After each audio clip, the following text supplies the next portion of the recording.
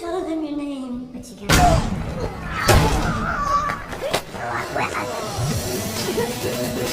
Di awal film diperlihatkan seseorang yang terbangun karena ngalindur atau ngigo. Dia adalah seorang sersan polisi yang bernama Brand.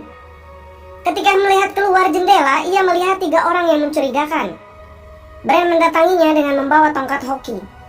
Yang ternyata benar saja 3 orang itu sedang berusaha mencuri mobil. Tidak berpikir panjang, Brand langsung menghajar mereka.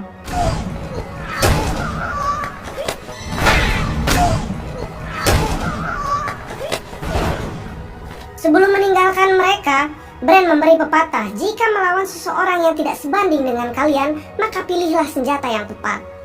Beberapa hari kemudian, ia dipanggil atasannya karena viral di media massa atas kesemena-menaan seorang polisi yang menghajar 3 pemuda yang tidak bersalah. Padahal kita tahu 3 orang pemuda itu hendak mencuri mobil. Atasannya juga bilang ia pernah menyadap kepala polisi dan menghajar seseorang dengan brutal di tempat biliar. Dari sini kita bisa simpulkan bahwa Brand menghajar para penjahat yang ia temui dengan seenak jidat jenongnya. Kemudian atasannya mempertanyakan apakah Brand masih pantas menjadi anggota polisi. Mendengar itu, Brand bilang pada atasannya apabila ia dipecat dari kepolisian, ia akan berbuat yang lebih parah. Tentu atasannya juga takut dengan Brand. Di ruang kerja Brand didatangi Falz untuk meminta saran tentang rehabilitas karena misi Falz yang sebelumnya mengharuskan Falz masuk ke dunia narkoba dan menyamar menjadi pecandu. Brand mengatakan bahwa semua orang akan kesulitan untuk pertama kali menghadapinya. Sore harinya Brand menemui teman polisinya yang bernama James Robert, yang pada saat itu istri Robert baru saja meninggal. Brand menemani Robert ke bar untuk minum-minum sembari menghibur Robert menghilangkan rasa sedih Robert yang baru saja ditinggalkan istrinya. Di lain tempat ada polisi wanita yang sedang berpatroli sendiri. Polisi itu bernama Sandra, namun tiba-tiba ada seseorang yang sengaja menembak tenggorokannya hingga tewas pada saat itu juga. Mendengar kejadian itu, Brand dan Falz datang ke TKP. Brand mendapati saksi mata yang pada saat itu sedang membawa 2 ekor anjing. Namun Brand tidak mendapatkan informasi apa-apa dari orang tersebut. Esok harinya datang seseorang yang bernama Porter Ness. Ia sendiri adalah seorang detektif polisi dari London yang dipindahkan ke situ untuk menggantikan Inspektur Robert yang sedang cuti. Di tempat itu Ness mendapatkan perlakuan kurang baik karena Ness adalah seorang homo. Di balik itu, Falz yang sedang di rumahnya, ia didatangi seseorang yang bernama Oji. Oji panik dan mengadu bahwa semalam ia menghajar seseorang bersama gengnya. Oji takut kalau orang itu sampai mati karena perbuatan Oji dan gengnya. Falz berjanji akan membantu Oji. Namun jika sampai orang itu mati, Falz sendiri yang akan menangkap Oji. Falz menyuruh Oji jangan ikut lagi bergabung dengan geng-geng yang gak jelas. Di kantor polisi, Falz meminta saran ke Brand atas kasus si Oji. Brand menyarankan Falz menemui detektif Craig Stokes agar kasus si Oji cepat selesai. Di kantor media, seseorang menghubungi kepala jurnalis yang bernama Dunlop. Orang itu menawarkan berita terkini yang langsung dari pelakunya, yang ternyata orang itu yang sebelumnya membunuh polisi wanita kemarin. Orang itu mengatakan ke Dunlop bahwa akan ada 8 kasus pembunuhan polisi lagi. Setelah itu, orang tadi langsung menembak polisi yang sedang berada di dalam mobil hingga tewas. Tentu berita itu membuat masyarakat dan anggota polisi resah. Para polisi semua berfokus ke kasus pembunuhan itu. Mereka terus mengidentifikasi bukti-bukti yang mereka temui. Brand menemui seseorang yang bernama Regnor. Ia sendiri seorang tunawisma yang sering dijadikan informan polisi. Sebelum memberi informasi ke Brand, Regnor meminta uang terlebih dahulu. Mendengar hal itu, Brand langsung meremas titik Regnor. Regnor yang takut Brand berbuat lebih parah lagi, ia langsung mengatakan bahwa ada seseorang yang dikeluarkan dari keanggotaan Peacock Gym karena membakar anjing pelacak milik polisi dan menguploadnya di YouTube. Ketika ditanya oleh anggota Peacock Gym lain, orang itu malah bilang bahwa pembakaran anjing itu hanya sebuah latihan. Untuk mengetahui lebih lanjut, Brand harus pergi ke Peacock Gym. Malam harinya, Brand menemui Ness. Karena sadar Brand harus bekerja sama dengan dia. Ness bercerita bahwa ia pernah memukul kemaluan seseorang hingga pecah karena orang itu seorang pedofil yang lolos dari jeratan hukum. Karena korbannya sangat trauma dan takut pada si pelaku dan akhirnya ia bebas. Esok harinya Robert datang untuk bekerja kembali, namun atasannya bilang bahwa jabatan Robert sudah digantikan dan atasannya menyuruh pensiun dini. Mendengar hal itu, Robert mengancam apabila ia dipensiunkan, ia akan mengadu ke istri atasannya itu bahwa atasannya pernah berselingkuh. Atasannya yang susis dan takut, ia langsung memperkerjakan Robert kembali. Setelah mendapatkan informasi dari Peacock Gym, Brent mengajak Ness ke kediaman tersangka yang bernama Barry Weiss. Warren, send the post. Di dalam apartemennya, Brent dan Ness tidak menemukan bukti apapun. Brent ingat bahwa Barry adalah orang yang dulu Brent hajar di tempat biliar 1 tahun yang lalu. Setelah itu, Brent dan Ness pergi dari tempat itu dengan tetap menyimpan rasa curiga terhadap Barry.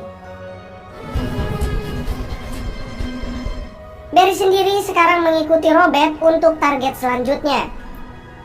Setelah Robert di dalam rumahnya, Barry mengetuk pintu dan mengaku sebagai petugas TV kabel. Ketika Robert membuka pintu, tiba-tiba Barry menodongkan pistolnya.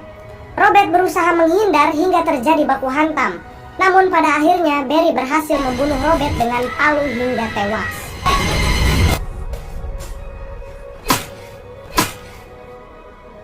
Yang bikin pika anjingannya, setelah Barry membunuh Robert, si Barry sempat-sempatnya menonton acara kuis TV di rumah Robert dengan mayat Robert yang tepat di samping Barry.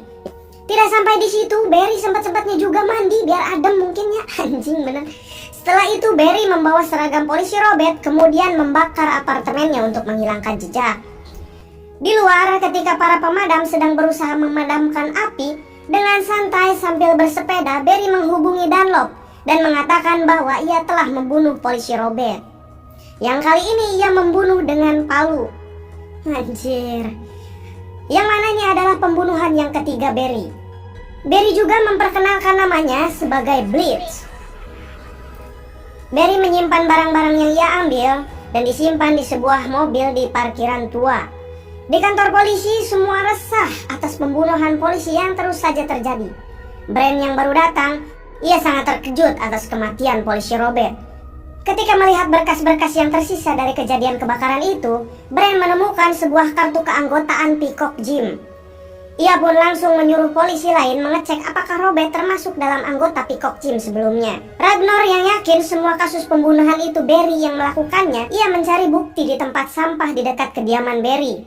Kemudian, Ragnar menemukan bon parkir atas nama Barry Weiss.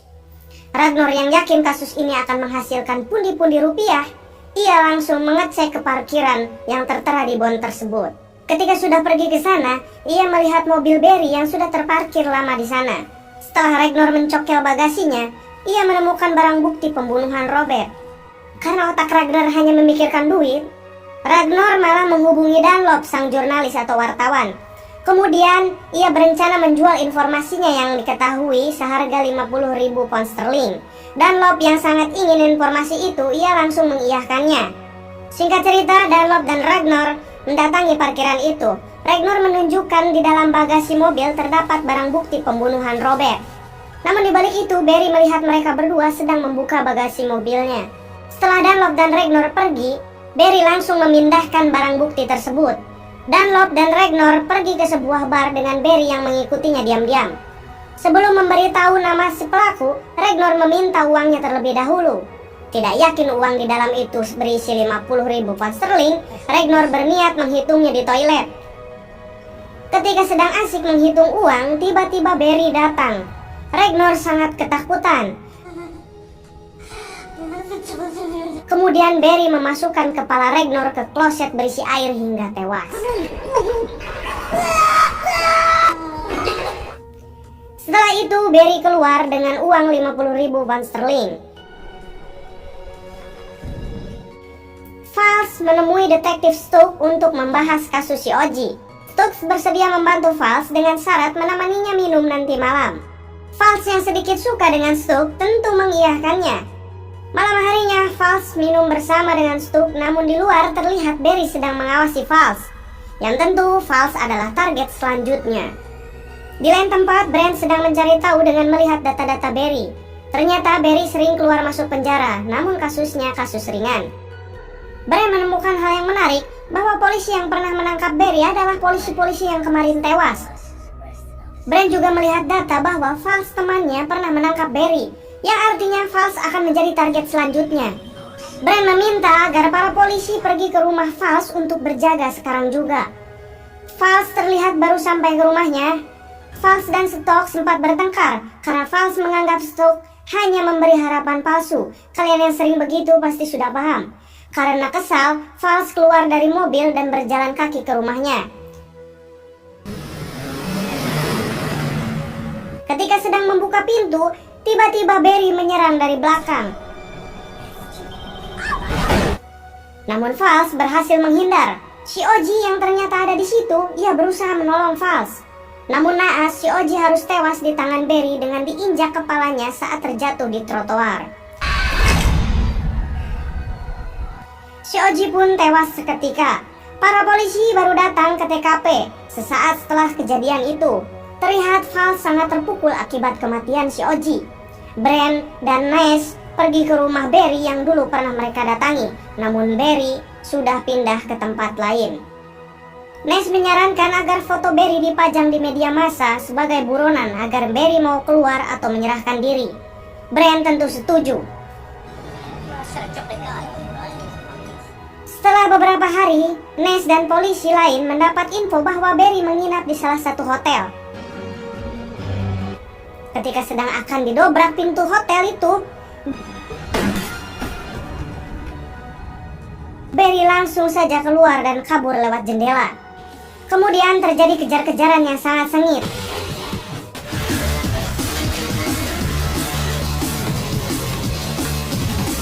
Hingga Brand berhasil mengejarnya di sebuah stasiun tua.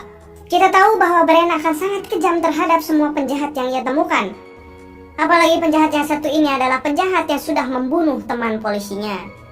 Ketika hendak menghabisi Barry, para polisi yang lain datang dan mencegah Brand kemudian menangkap Barry.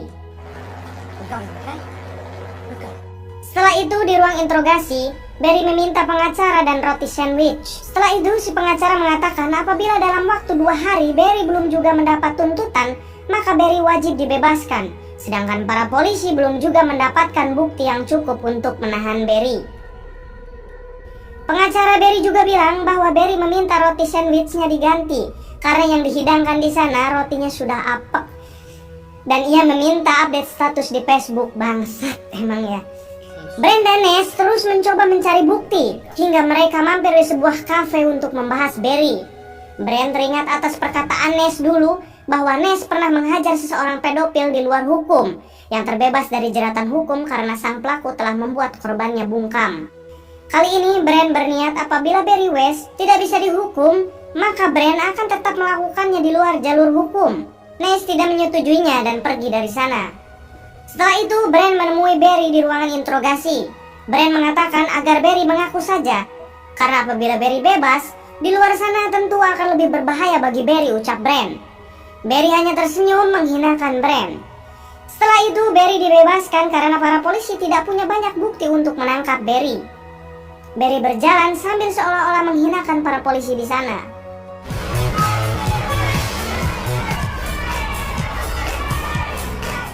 Setelah melakukan berbagai pengecekan terhadap jenazah Robert, akhirnya Robert disemayamkan. Terlihat para polisi juga hadir di sana termasuk Brand. Terlihat juga seseorang polisi gadungan yang masuk ke kerumunan di sana, yang tentu saja orang itu adalah Barry West. Ia menargetkan Brand untuk pembunuhan selanjutnya. Brand mendapat pesan dari Ness yang langsung meninggalkan pemakaman terlebih dahulu. Barry yang melihat itu langsung mengikuti Brand. Barry terus saja mengikuti Brand hingga Brand berhenti di sebuah parkiran kosong. Brand terus berjalan ke atas gedung. Ketika di atas gedung, Barry hendak menembak Brand. Namun ternyata orang itu telah berganti dengan Ness. Tiba-tiba Brand muncul dari belakang dan menghajar Barry dengan linggis.